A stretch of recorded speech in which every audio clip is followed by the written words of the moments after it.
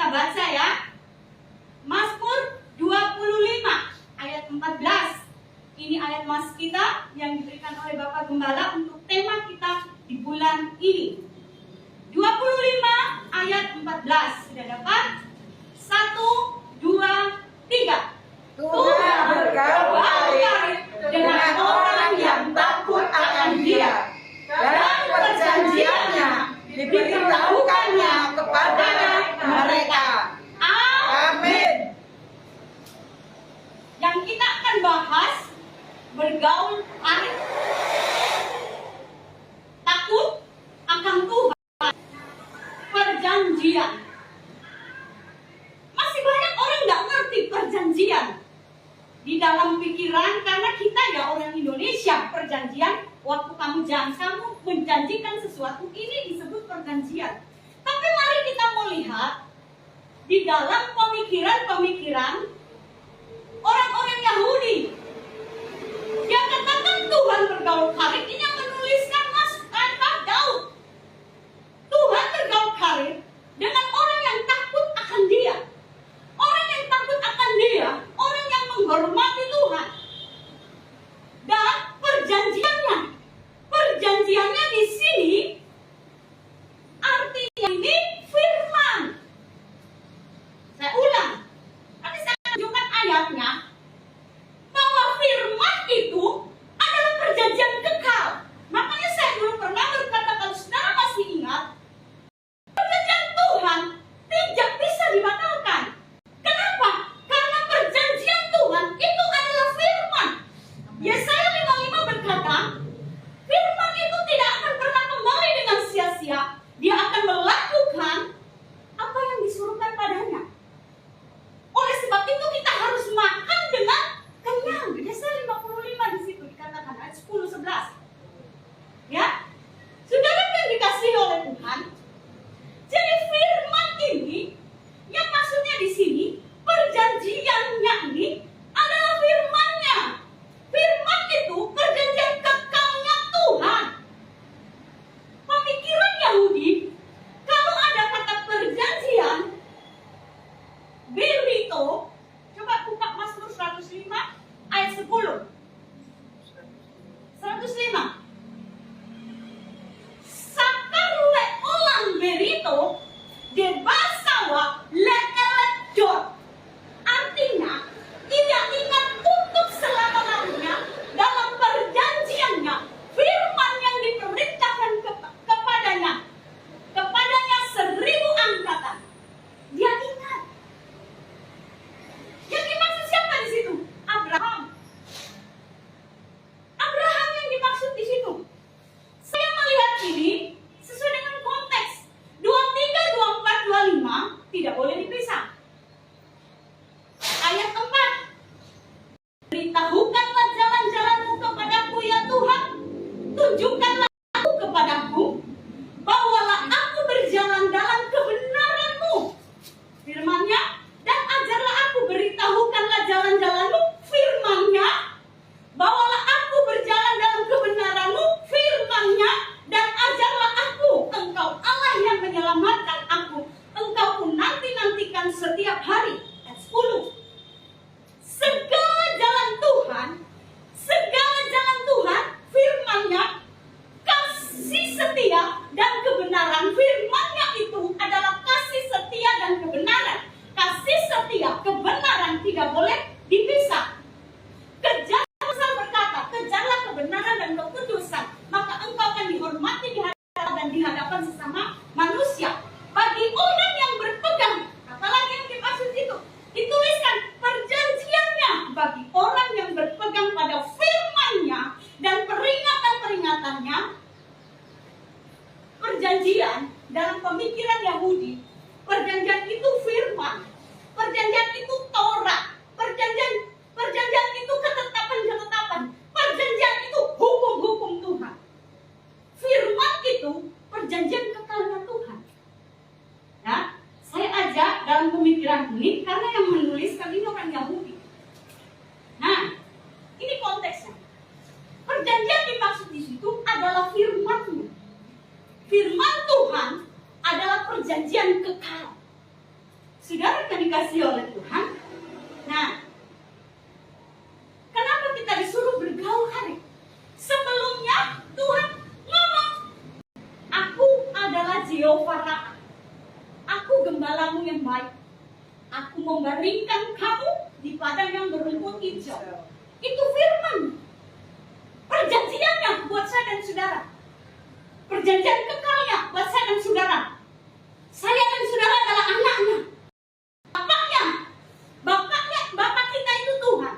Dia adalah Jehovah Ra'a, Tuhan Gembala. Terus dia katakan dia membaringkan aku di padang yang berumput hijau. Bahkan dia bilang, sekalipun kamu dalam lembah kekelaman, aku tidak takut bahaya, sebab gadamu dan tongkatmu itulah menghibur aku. Gadamu dan tongkatmu itu apa? Otoritas dan firman Tuhan. Lalu ayat 24, pasal 24, pasal 24 ayat 1 dia bilang, Tuhanlah yang mempunyai bumi serta segala isinya, dan dunia serta yang diam di dalamnya. Sebab Dia yang mendasarkan di atas lautan dan menegakkannya di atas sungai-sungai. Itu pasal 24. Lalu ayat 3 dia bilang, siapakah yang boleh naik di atas gunungnya Tuhan? Dan siapa yang boleh berdiri di hadapan kudusnya Tuhan? Dialah yang bersih tangannya, murni hatinya, tidak menyerahkan dirinya kepada penipuan, dan yang tidak bersumpah palsu.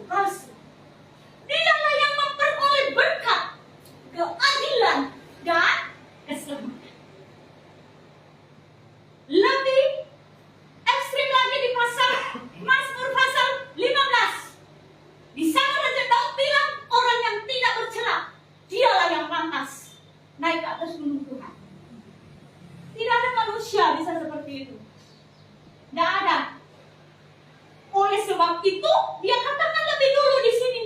Baru muncul pasal 25. Jawabannya, kamu mau naik di atas gunung Tuhan, murni hatimu, bergaul karib dengan Tuhan, percaya dan terima Yesus sebagai Tuhan dan Juru Selamat kita, berarti kita mempercayai firman-Nya, menerima firman-Nya seutuhnya, jangan bimbang, jangan ragu.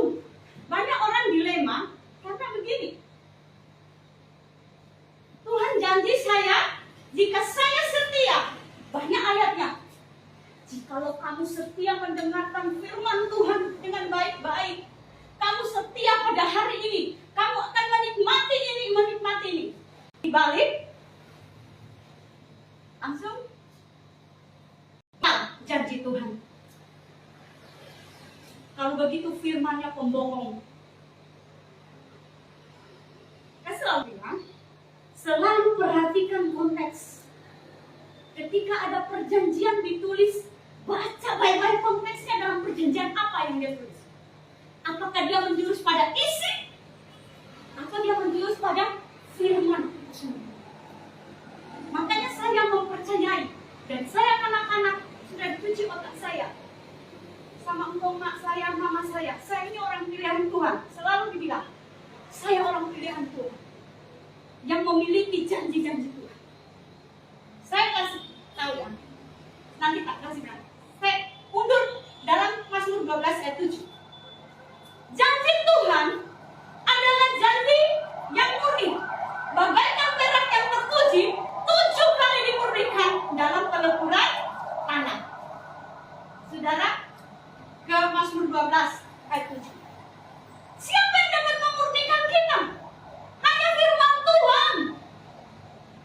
Kita sudah percaya menerima Yesus. Kapan hari saya berkata, kita mau belajar murni, belajar dari Yesus. Satu-satunya pribadi yang kita pelajari dari Dia, orang yang memiliki kasih dan kebenaran. Tadi dia bilang, segala jalan Tuhan adalah kasih dan kebenaran. Sudah terima Yesus, berarti saudara dan saya terima firman-Nya. Kasihi firman-Nya, cintai firman-Nya, rangkul firman-Nya. Itu saudara. Bagaimana kita bisa Yesus, Tuhan Yesus, oh Tuhan Yesus, aku cinta padamu. Enggak. Yang melalui firman-Nya dong. Jadi kita bergaul karib, berhubungan intim dengan melalui firman-Nya. Kasihi firman-Nya, cintai firman-Nya, karena ini yang dimaksud di dalam ayat 14. Perjanjian yang diberikan kepada mereka. Siapa? Orang yang bergaul karib. Semakin bergaul karib dengan firman-Nya, kita itu semakin dimurnikan. Banyak orang yang percaya Tuhan Yesus, tapi firman-Nya dia nggak percaya. Padahal firman-Nya itu perjanjian kekal. Yang dia percayai, janji-janji kamu akan dapat ini. Sehingga dia dilema itu begini. Kamu hari ini sudah jatuh dalam dosa. Pikiranmu sudah kotor. Kamu nggak bisa sampai loh pada janji itu. Itu iblis mulai. Ting, ting, ting, ting. Kamu nggak dapat. Loh, kan banyak ayatnya loh. Betul. Makanya saya selalu bilang, marilah kita membaca Alkitab dengan pakai pikirannya Tuhan, Roh Kudus. Jangan pakai ini, kita itu terlalu sempit. Kita tidak bisa memahami. Minta Roh Kudus. Semakin kita bergaul erat dengan firman-Nya, Roh Kudus itu akan semakin membawa kita membukakan ayat yang satu dan satu, dan kita tidak main tabrak-tabrak ayat. Di dalam firman Tuhan, ayat satu tidak berdiri dia sendiri. Sebelum ayat ini muncul, ada ayat lain. Konteks dekat, konteks jauh, konteks jauh. Itu pas. Kamu nggak dapat loh. Saya bilang ya, kamu nggak dapat loh. Iblis mulai. Kamu nggak dapat. Tidak. Apa yang kau janjikan kamu nggak dapat. Gagal hari ini dengan pikiranmu kotor. Tetapi ini saya nggak tahu kepercayaan saudara bagaimana. Saya belajar dari Abraham. Saya sangat mempercayai bahwa firman Tuhan, janji Tuhan itu adalah firman. Jadi firman Tuhan itu perjanjian kekalnya Tuhan. Kalau perjanjian kekal, tadi dia katakan di sini berito dan le'eledor, bukan seribu harian. Artinya 1000 angkatan simbol dari sebuah periode yang abadi tanpa batas, yaitu kekal. Saya mau tunjukkan, saudara dan saya hari ini diberkati Tuhan. Jangan salah, itu berkat Abraham sampai pada saudara dan saya. Sudah dia bilang di sini, 1000 angkatan kekal, kudus adanya. Berarti tidak bisa dibatalkan apa yang Tuhan sudah janji. Masalahnya kita tidak mempercayai firman-Nya. Gini cara kerja Tuhan. Berta sampai sini. Dalam kurun waktunya Tuhan, ini cuma umpama. 5 tahun, Berta akan tempuh di sini. Selama mau menuju kepada perjanjian ini, Berta jatuh bangun. Sudah mau sampai, pikiran kotor lagi. Tuhan katakan, Berta ngomong, tarik lagi. Start dari awal. Yang seharusnya dalam pemikiran Tuhan, yang didesain Tuhan, cuma 5 tahun. Ini umpama. Berta ngomong, tarik, start. Siapa sih yang buat hatinya Berta? Roh Kudus. Roh Kudus yang sanggup membolak-balikan setiap hati manusia. Siap, Mbak? Ya. Jadi, dia tarik Berta, start dari awal. Akhirnya yang tadi, desainnya Tuhan cuma 5 tahun. Saya sampai pada perjanjian yang dijanji Tuhan, jadi 30 tahun. Tuhan katakan, tidak. Kenapa? Saya anak. Saya orang pilihan. Orang pilihan Tuhan itu, anak Tuhan yang sudah dipilih itu, yang pertama diajar, dibelai, diusap. Dan yang kedua yang Tuhan kerjakan, diajar. Mengajar dan mengajar dan dihajar. Mau koming. Sana. Pakai rotan, nggak mau. Cuma start Berta. Yang seharusnya dalam desainnya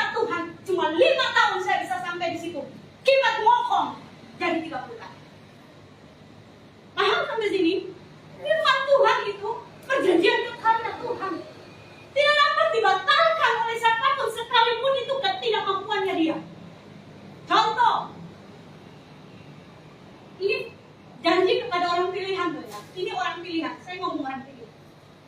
Abraham. Abraham di usia 85 tahun. Tuhan sudah janji 75 tahun usia dijanji. Kamu akan mendapat keturunan. Kamu akan kuberkati, kamu akan mendapat keturunan. Maka tidak mempercayai janjinya Tuhan. Tidak mempercayai firman-Nya. Firman Tuhan itu perjanjian kekalnya Tuhan. Dia dengan usahanya sendiri untuk menggenapi janji yang Tuhan sudah berikan. Usia 85, dia ambil Hagar menjadi istrinya. Usia 86 tahun, Ismail lahir. Dari usia 85, Tuhan tidak pernah datang berfirman, Abraham, tidak. Firman Tuhan berkata dalam Yesaya, yang menjadi pemisah antara aku dan engkau apa? Dosa. Tuhan bilang, telingaku tidak kurang tajam untuk mendengar permohonan. Waktu kita susah akibat dosa loh ya. Ada kesusahan yang mendatangkan dalam hidup kita itu karena dosa. Dia itu bahkan mau tolong kita, tetapi ada satu pembatas. Dia itu menangis lihat kita. Yang dia tidak bisa jangkau. Kenapa? Karena Bapak itu tidak bisa membenci pribadinya Berta.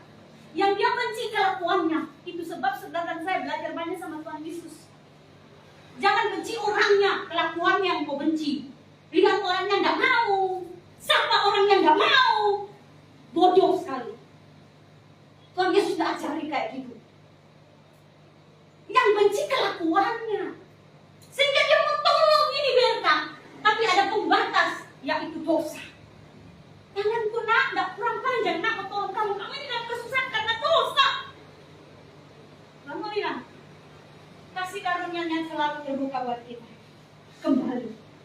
Nah, ini yang dicuci otak saya sama mulut saya. Saya memegang janji. Dan itulah yang membuat saya selalu semangat. Ketika saya salah, karena saya tahu bahwa firman Tuhan adalah perjanjian kekal yang pasti itu saya dapat. Ketika saya salah, saya bertobat. Karena saya tahu itu janji itu saya punya. Amin. Kita lihat ya. Di dalam 105 tadi. 105 saya kelewatan saya. Oke. Ya, 105. Tadi kita baca ayat 9 kan? Yang diikatkannya. Nah, katakan itu sudah bilang, ini tentang Abraham. Diikatkannya dengan Abraham. Dan akan sukanya kepada Ishak.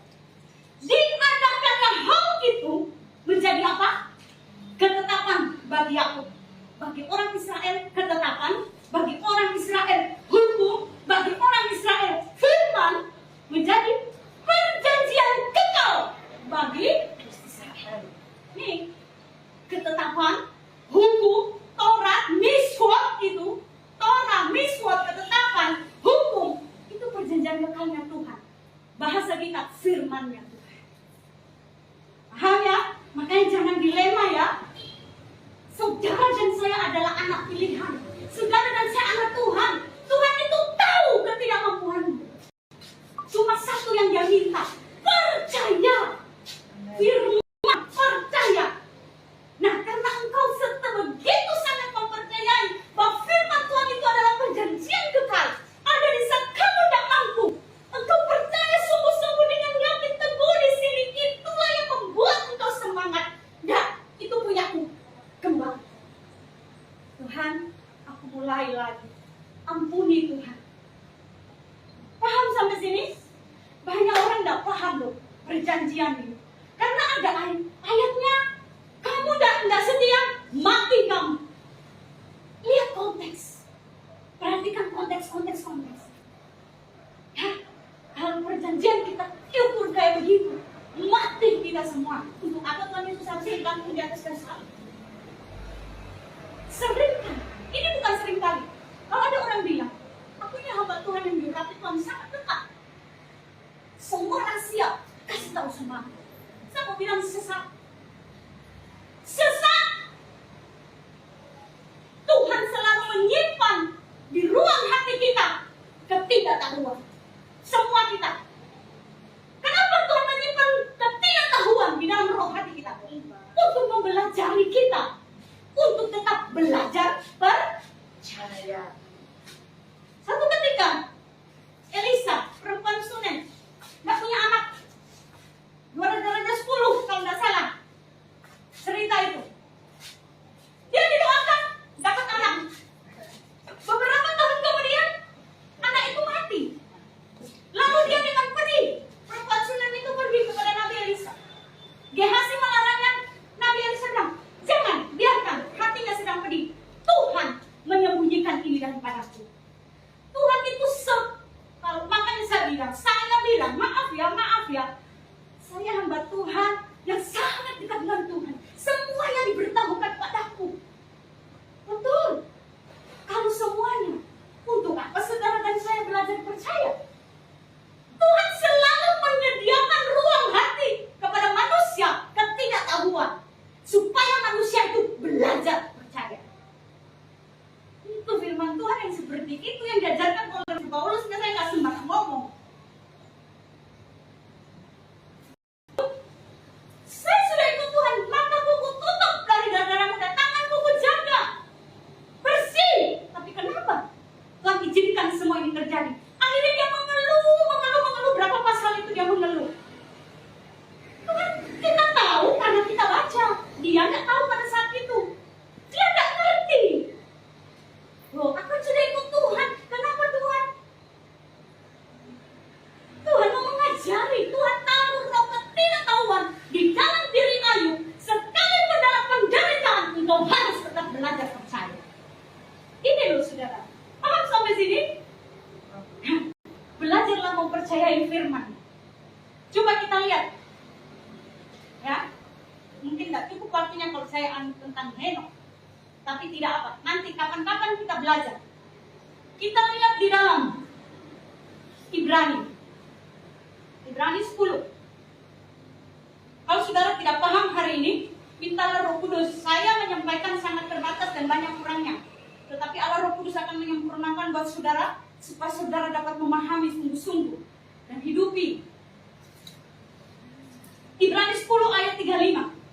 Sebab itu, janganlah kamu melepaskan kepercayaan, karena besar apa? Upah yang menanti. Kita baca sama-sama aja. 1, 2, 3. Sebab itu, janganlah kamu melepaskan kepercayaanmu, karena besar upah yang menanti. Sebab kamu apa? Memerlukan ketekunan supaya melakukan kehendak Allah. Apa yang saudara lakukan kehendak Allah? Ayat di atasnya apa? Apa? Tidak melepaskan apa? Kepercayaanmu. Tuhan ngomong, kamu percaya aja. Lalu yang kedua diajarkan, kamu waktu kamu percaya, kamu itu butuh ketekunan. Ya, sebab kamu memerlukan ketekunan apa? Supaya sesudah kamu melakukan kehendak Allah, apa itu? Kepercayaanmu. Kamu tadi percaya, jangan lepaskan. Kamu memperoleh apa? Yang dijanjikan. Iya, saudara. Bukti nyata loh. Bukti visrilnya. Kita ingat saja Abraham. Saudara dan saya bisa diberkati. Ini sudah janji Tuhan sama Abraham yang kita baca tadi. Ia ingat untuk selama-lamanya akan apa perjanjian. Firman yang diperintahkannya kepada 1000 angkatan. Abraham sudah lama mati. Dan keturunannya orang Israel masuk tanah Kanaan. Dan keturunannya kita disebut apa? Abraham disebut bapak orang percaya. Kita juga disebut keturunan Abraham. Dan keturunan Abraham itu hari ini berkat Tuhan ada pada kita. Sampai pada kita. Kenapa? Ya itulah, saudara. Oleh sebab itu mari kita memiliki kepercayaan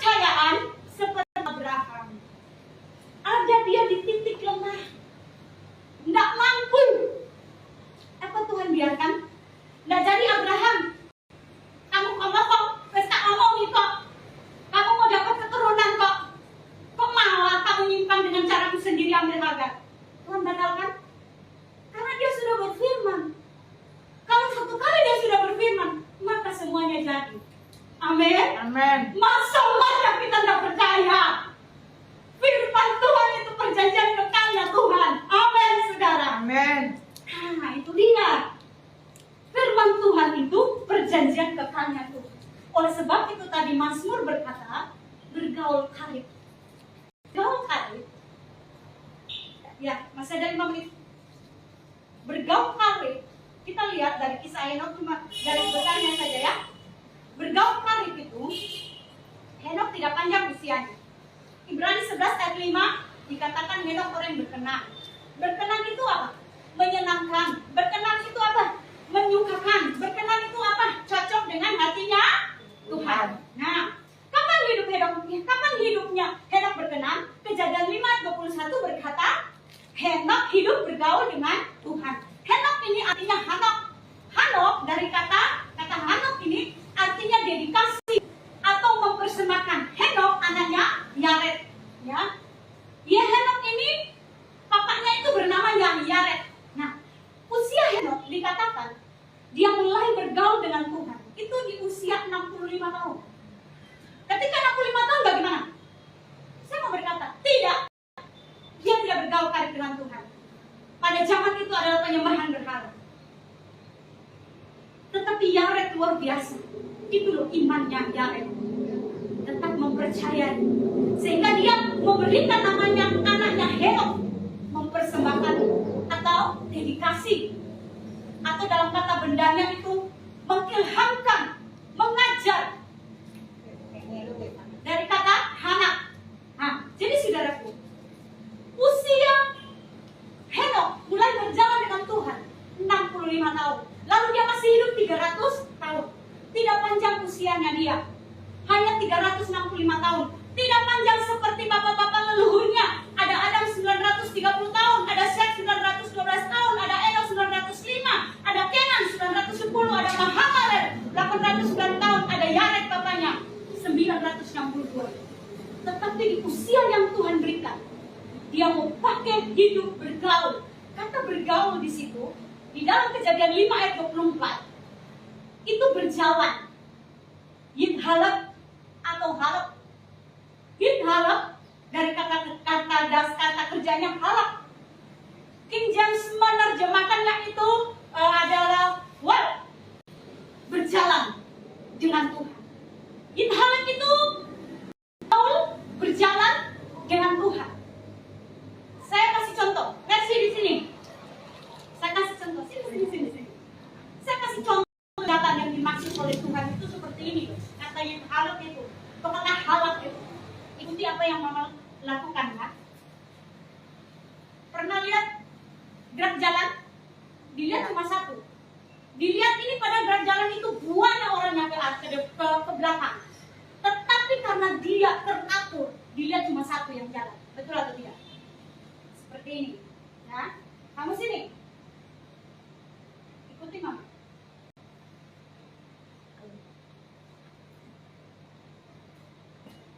Kaki jangan salah. Kalau kaki kanan. Ini yang disebut yidhalab. Bukan begini. Jadi ini. Saudara melihat ada dua pribadi, tetapi seperti satu. Itu yidhalab. Artinya menjadikan kehendaknya di bawah pengawasan orang lain dan mengikuti orang tersebut. Itu kata yidhalab, berjalan, bergaul dengan Allah. Seperti itulah kita.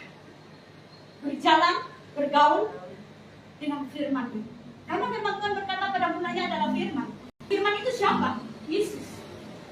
Tuhan Yesus kita tidak bisa lihat secara fisik. Dari mana kita bergaul? Dengan firman-Nya. Semakin banyak kita bergaul dengan firman-Nya, maka dampaknya kita menjadi orang-orang yang murni. Kasih kebenaran. Semakin hari kita semakin mengasihi Tuhan, mengasihi sesama seperti Tuhan mengasihi kita.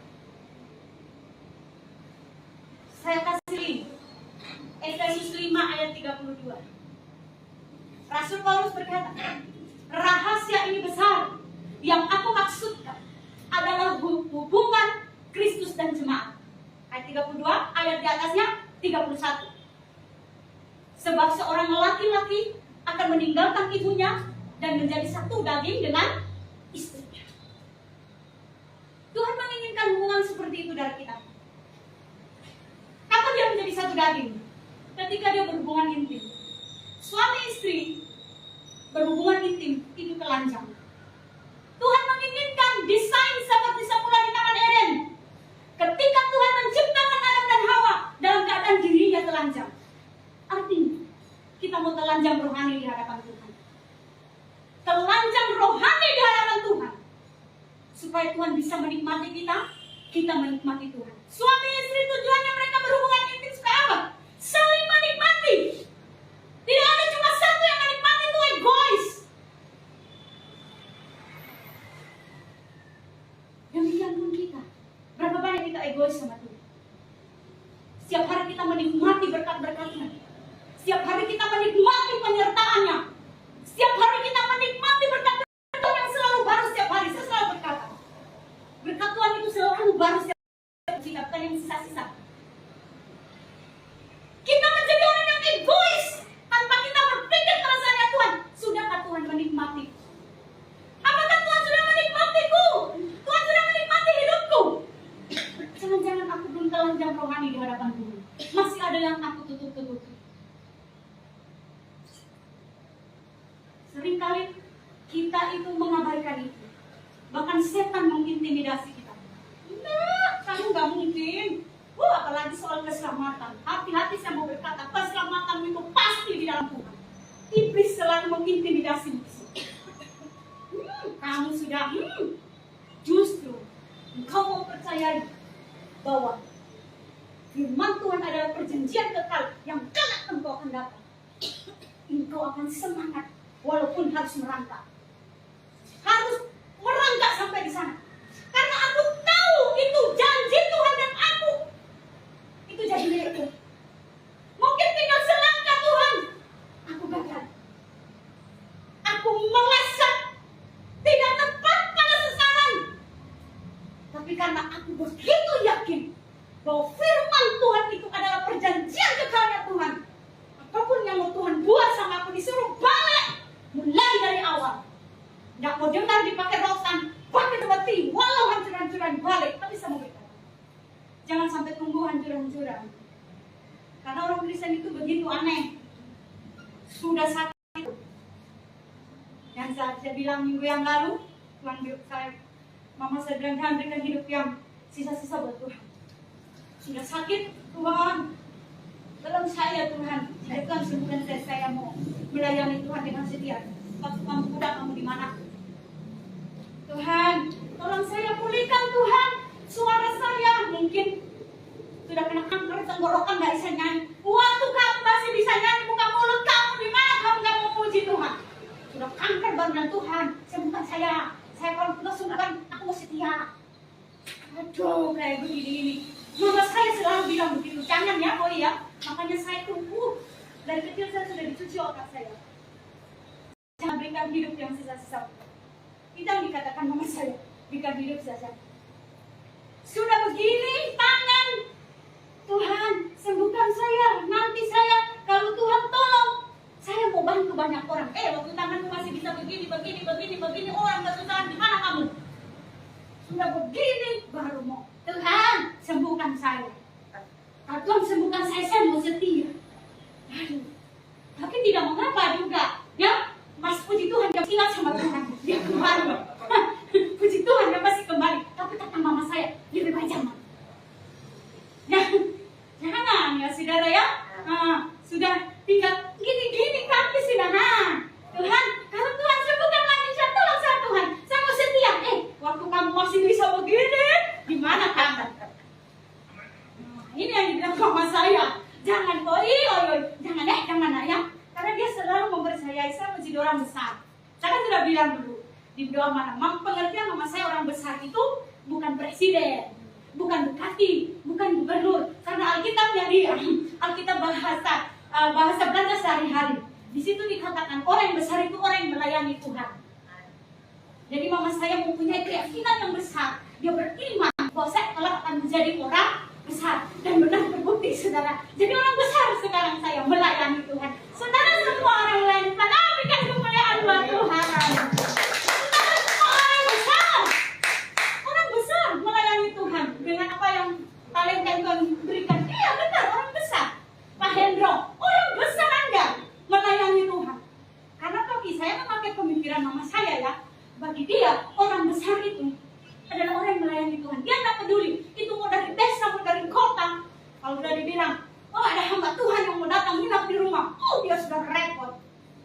bersih-bersih rumah, yang ganti spray, masak.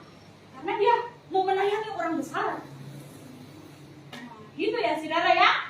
Jadi bergaul erat dengan Tuhan, berjalan dengan Tuhan, dengan firman-Nya. Maka kita saudara dan saya akan menjadi berkat. Henok adalah guru yang pertama mengajarkan kepada umat manusia tentang kebenaran, tentang yang tubuh yang diubahkan. Bahwa sekalipun kita ini manusia, hidup oleh karena kita sudah jatuh di dalam dosa di Taman Eden karena dosa satu orang, tetapi Tuhan menjanjikan satu kehidupan yang kekal. Ketika kita tutup mata, Tuhan Yesus datang, kita dibangkitkan dan diubahkan. Kita yang masih hidup akan diubahkan. Kenapa? Karena saudara dan saya menerima Yesus Kristus sebagai Tuhan dan Juru Selamat kita. Oleh sebab itu tadi Ibrani bilang, jangan lepaskan kepercayaanmu. Yang kamu perlukan hanyalah ketekunan. Bertekun dirinya. Kalau kamu percaya dan terima aku sebagai Tuhan dan Juru Selamatmu, engkau pun harus menerima firman-Nya. Karena firman Tuhan perjanjian kekalnya Tuhan. Ini bukan saya ngomong, yang kita baca. Firman Tuhan perjanjian kekalnya Tuhan. Percayai firman-Nya, kasihi firman-Nya, cintai firman-Nya. Bahkan saudara menjadi berkat. Berkat dimulai dari dalam keluarga. Saudara tahukah Henok waktu dia diangkat oleh Tuhan, masih ada bapak-bapak leluhur yang menyaksikan itu. Dia menjadi berkat di tengah-tengah keluarga. Tidak hanya kepada orang-orang sesamanya yang tidak percaya kepada Yesus, yang tidak percaya kepada Allah Sang Pencipta. Mereka yang menyembah pohon-pohon, menyembah matahari, menyembah bintang-bintang. Bapak-bapak leluhur masih hidup. Ada Set waktu pengangkatan Henok. Ada Set usianya waktu itu 857 tahun. Ada Enos 752 tahun. Ada Kenan 662 tahun. Ada Mahalalel 592 tahun. Ada Henok, ada Lamek 113 tahun. Ada Yared papanya masih hidup 527 tahun. Dan ada anaknya Metusalah berusia 300 tahun. Pada waktu itu mereka menyaksikan. Jadi berkat dalam keluarga dan pada semua orang-orang yang pada saat itu ternyata benar ya, hidup bergaul berjalan dengan Tuhan, diubahkan, diangkat. Dia memakai kata laka, dipindahkan. Jadi dia dipindahkan dari dunia, dipindahkan ke kehidupan yang Tuhan. Sama seperti kata laka juga dipakai di dalam waktu Elia. Elia juga memakai kata laka. Laka itu dipindahkan. Jadi saudara yang dikasihi Tuhan, mari ya bergaul erat dengan Tuhan. Nah, ini cuma garis besarnya saja ya. Sebetulnya banyak ini Henok, tetapi karena waktu tidak cukup kita akan masuk dalam perjamuan kudus. Terima Tuhan Yesus, tetap jangan pernah lepaskan kepercayaan. Tidak ada satupun manusia yang mampu, saudara. Tetapi semakin hari kita semakin bergaul erat intim dengan firman-Nya, Roh Kudus, peluang Roh Kudus makin besar di dalam kita. Namanya juga Roh Kudus. Dia suka tempat-tempat yang kudus. Karena namanya Roh Kudus, berarti dia suka tempat-tempat yang kudus. Bagaimana kita kudus? Bergaul erat dengan Tuhan lewat firman-Nya. Karena firman ini yang memotong-motong kita. Ini tidak benar sesuai dengan firman Tuhan, potong. Ini tidak benar, tidak sesuai dengan Tuhan, potong. Firman Tuhan ini, ya. Cintai firman-Nya, jangan jemu-jemu. Membaca firman-Nya, dengar firman-Nya. Mungkin mata mulai kalah, tidak bisa baca. Tetapi firman Tuhan berkata, iman timbul dari pendengaran. Pendengaran apa? Firman Tuhan. Bisa? Ini masih bisa. Ya, puji Tuhan. Tuhan Yesus memberkati kita semua. Berikan kemuliaan untuk Tuhan. Haleluya. Tuhan Yesus luar biasa. Mari kita siapkan hati kita untuk masuk dalam perjamuan kudus. Ku telah mati. Haleluya.